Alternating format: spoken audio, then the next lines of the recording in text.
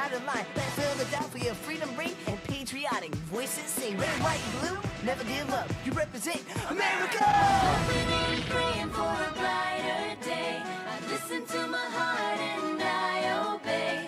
How can I see it any other way? I'm looking at life with my own eyes.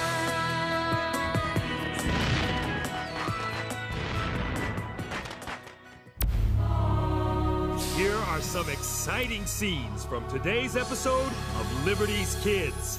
We engaged the Redcoats and their Mohawk allies outside of Newtown just a few days ago. I was hoping we'd capture their murder-in-chief, Colonel Joseph Brant, but so far he's managed to slip away. Aye, he's the prize. The devil that fought against us in General Burgoyne's army.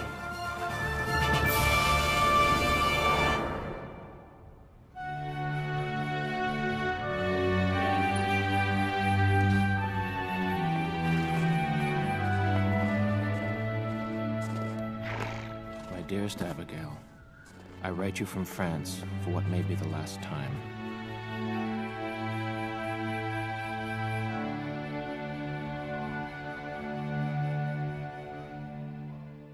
Congress, in its infinite wisdom, has chosen not to reappoint me to my diplomatic post. After 18 months away, I'll be coming home. If my letters have been restrained, it's only for fear they would be stolen by the British. But Abigail, do not doubt my love for you. It is all I have left. Your dearest friend, John. Take heart, John Adams, and don't count this adventure a failure. Thank you, Doctor, for all your kindnesses. Not at all. If I may have a word with John Quincy. By all means.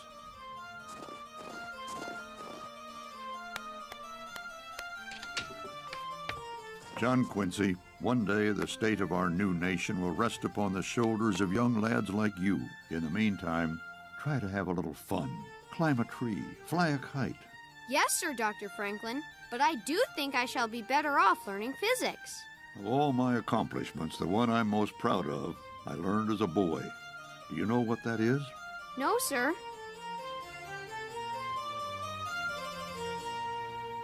There's your physics. Remember, John Quincy, lost time is not found again.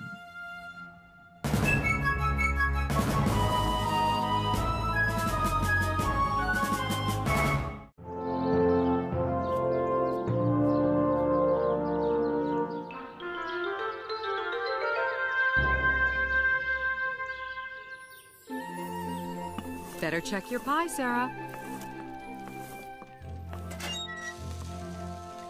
I do believe apple is my favorite. It's John's as well. Mother, remember how much he loves mince pie? I'd almost forgotten. If I don't see him soon, I swear I shall forget his face.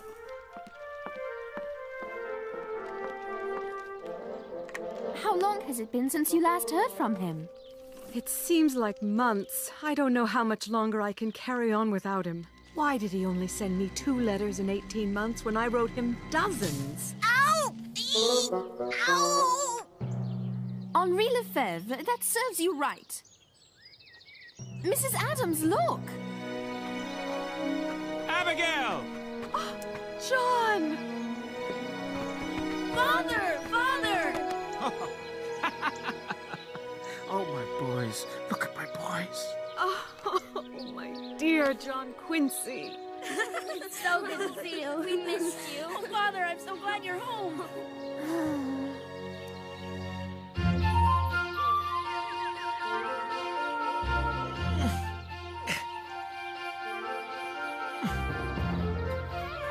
John Adams, you're much too old to be climbing trees. Nonsense. Got it. Uh-oh. John, are you all right? Not even bruised. Honestly, what am I going to do with you? Keep me here, put me to work. At least I know I'll be appreciated. For you, darling. I know it sounds selfish, but I'm tired of sharing you with Congress, Paris, and the Revolution. After all we've been through these last few years, I understand. And Father sent me to the finest école in Paris. That's French for school. Say something else in French. Tell us you like to eat fish. That's easy. J'aime manger le poisson.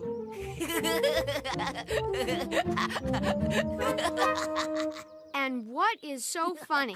You just said you like to eat poison. Did not. Did too. Le poison, poison. Le poisson, fish. What do you know? Have you ever been to school? Do you know Latin or Greek? Have you studied physics or chemistry? No, but I know how to catch birds and toads. Just as I thought. You don't know anything, do you?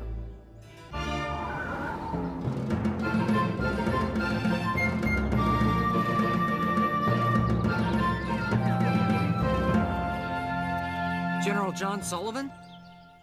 Why, if it isn't James Hiller from Dr. Franklin's newspaper. I hope this isn't a bad time. Not at all, me lad. I heard that Congress ordered you up here to fight the Iroquois. Only because General Washington called it a necessity. After what they did to the families at Wyoming and Cherry Valley, men were deserting in droves so they could go home to protect their loved ones. Have you done any fighting yet? We engaged the Redcoats and their Mohawk allies outside of Newtown just a few days ago.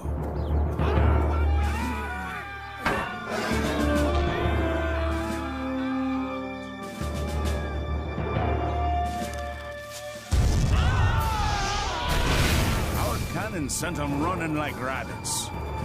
I was hoping we'd capture their murderer-in-chief, Colonel Joseph Brant, but so far he's managed to slip away. Joseph Brant? Aye, he's the prize. The devil that fought against us in General Burgoyne's army. He was there when they massacred all those women and children at Cherry Valley as well. How do you plan on capturing him? I have an army of 4,000 men. We'll find Brant even if it means scorching the earth between here and Canada. Would you mind if I wrote a story about it? Why not? After all, it could make me a national hero.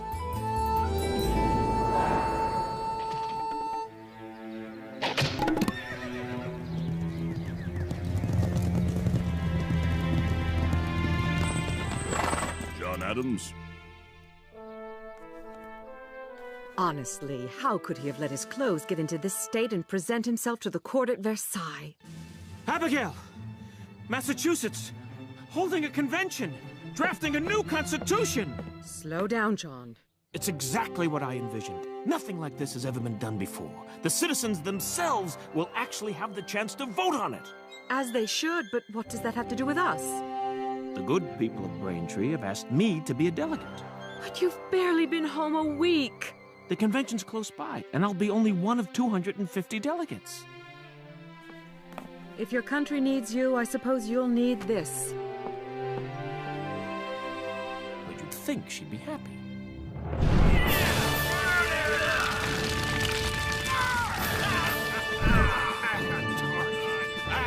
You should see some of their castles. That's what the Iroquois called their villages. Living better than we do. Of course, that'll change after the war. Will you really destroy everything? The Iroquois Confederacy had their chance to join us. But that devil Brant convinced 4 of the 6 Indian nations to side with the British. But what if you're destroying crops that belong to the Indians on our side? Fortune's a war, me lad.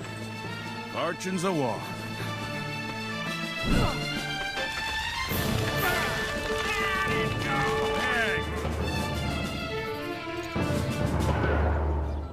Look at it!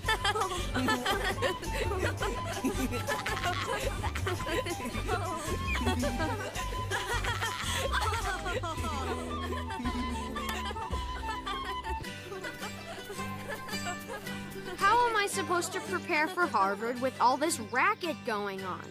Maybe you'd like to try. Don't be ridiculous. Tell you what, I'll teach you how to fly it if you help me with my reading and writing. Are you seriously proposing to trade my knowledge for yours? I'll even toss in my own method of catching toads. Unless that's something you're going to learn at Harvard. Oh, I'm sorry I laughed at you. What do you say? Well, I suppose we could try it. Great! Here, What do I do now? have fun!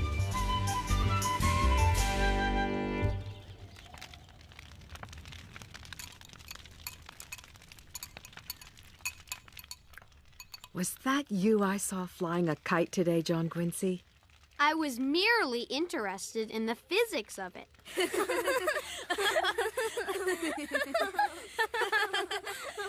Abigail. Children, I have good news to share. The convention was a shambles until I arrived. Then the delegates formed a committee of 30 men to draft the Constitution.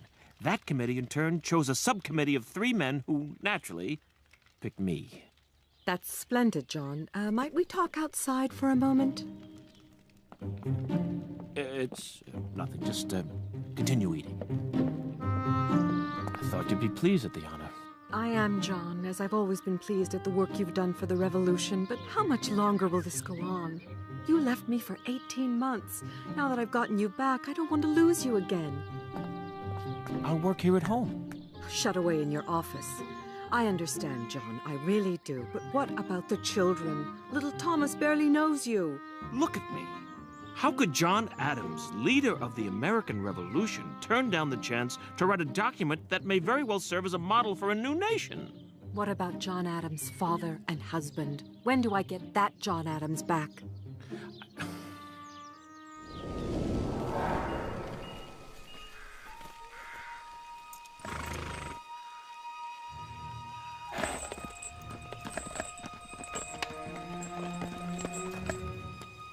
How could we have done this?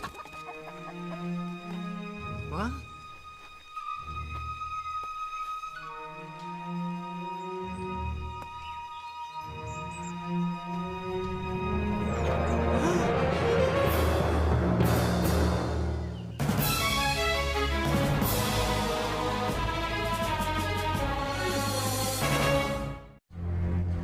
What are you doing here? I'm a journalist, writing a story for a newspaper. I am Tayen Danageya of the Mohawk Nation. I had nothing to do with this, I swear. No, just those you write about. General Sullivan's army is only doing this because Chief Joseph Brant and his Mohawks massacred women and children at Cherry Valley. What do you know of that? Come with me, journalist, and soon you will see which side is truly savage.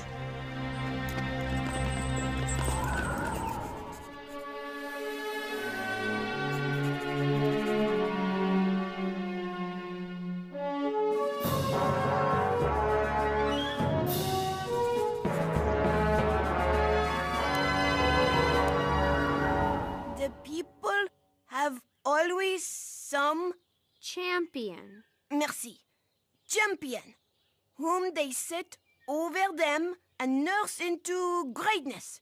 This and no other is the root from which a tyrant springs. Should I keep going?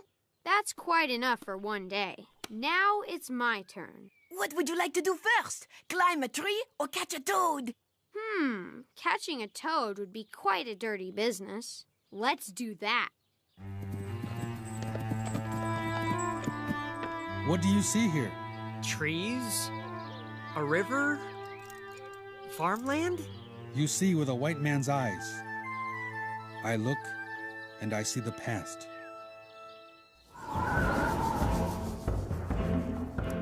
Once thousands of my people prospered here.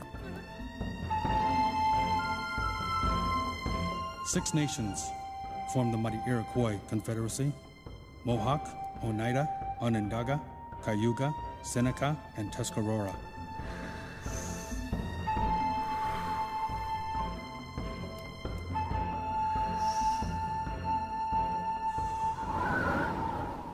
Now, because of the Bostonians, that time is gone forever. The Bostonians? That is my name for John Adams and the other American revolutionaries. The ones who seek to make of this their nation, and who will take this land that was meant for all to share. Have you ever thought of writing about that? But the English are far worse. Are you hungry, journalist? I suppose. I will fill your belly with a tale of the English and Joseph Brant.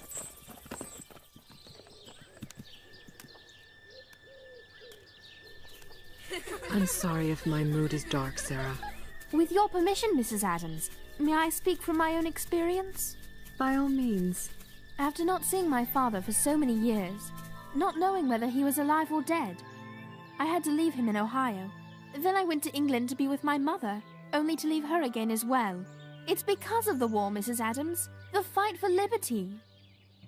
Thank you for reminding me of what I'd almost forgotten. These are indeed times that call for great sacrifices, but even more so for great strength and understanding.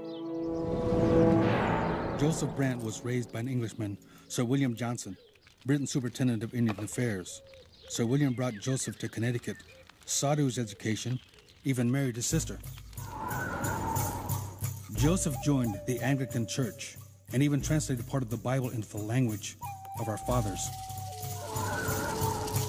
Have you been to England? No. Joseph Brant, as chief of the Mohawks, sailed there on an English ship. He saw plays by Shakespeare. He even broke bread with King George.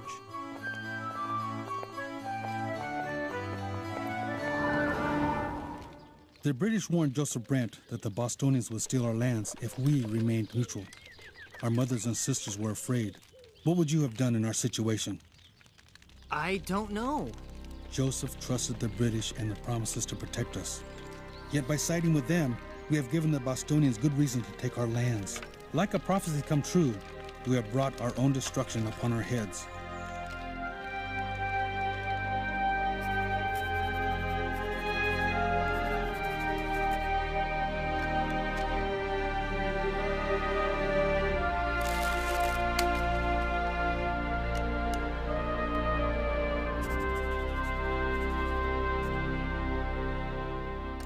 John, will you walk with me?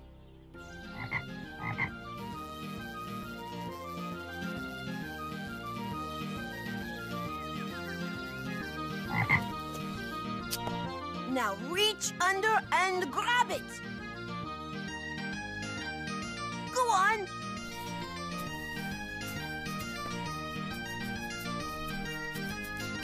Got it. I dub thee King George. Across this river is the great castle of my people. The nights grow longer and the days colder. Tell me, journalist, what will my people eat this winter? Where will they live? We supplied food for the British soldiers. Who will feed us now? Oh, brave new world that has such people in it. William Shakespeare, the English playwright. Once I thought to translate his words as well. Now there seems no point. You're him. You're Colonel Brant. Why didn't you want me to know? One can only tell the truth when he has seen it with both eyes.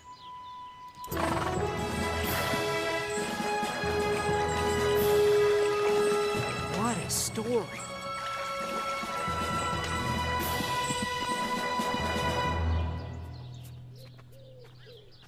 I've written about the form of government and its guarantees, freedom of speech, freedom of the press, and so on, yet something is still missing. If I may. You know how much I value your thoughts.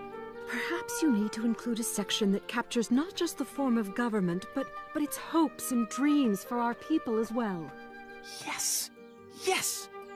But what are those hopes and dreams?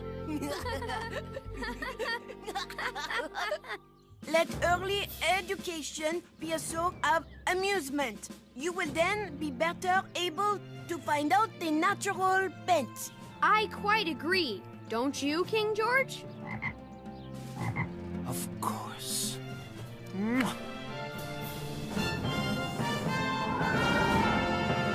It shall be the duty of this Commonwealth to cherish the interests of education, of literature and the sciences, of public schools and grammar schools in the towns, to encourage the arts, to promote the principles of humanity and general benevolence, public and private charity, honesty and sincerity, good humor and generous sentiments among the people.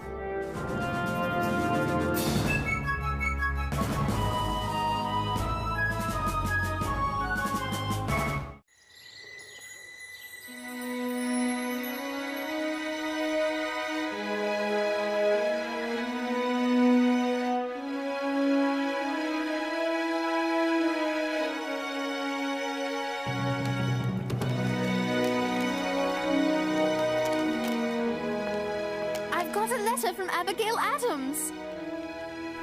May I read it, please? I'm a good reader now. I don't see why not. Let's see. My dear Sarah, I trust this letter finds you safe and well at Dr. Franklin's in Philadelphia. Very good, Henri. The children all miss you and Henri very much. They miss me. The constant... Here, you can read this part. The Constitutional Convention unanimously ratified John's document, and the people of Massachusetts will soon vote to accept or reject it. As I write this, I must tell you how empty the House feels now. Congress wrote to John asking him to return to France to negotiate a peace treaty with Great Britain. Without so much as a word to me first, he accepted. Charles is old enough to go with him now. John Quincy, however, wanted to stay here with me. I told him these are times in which a genius would wish to live. It is a time when great character is formed. Thank you, Sarah, for helping me remember that great necessities call out great virtues. All will be well.